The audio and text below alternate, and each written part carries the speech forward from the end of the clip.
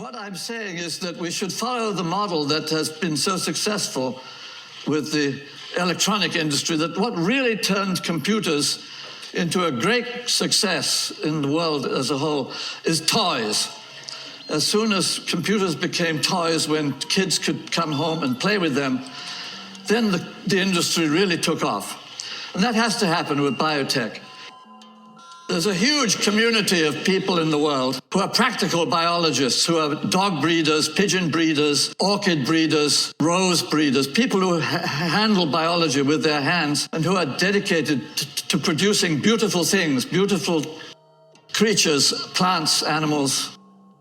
These people will be empowered with biotech, and that will be an enormous positive step to the acceptance of biotechnology. That will blow away a lot of the opposition. When people have this technology in their hands, you have a do-it-yourself biotech kit,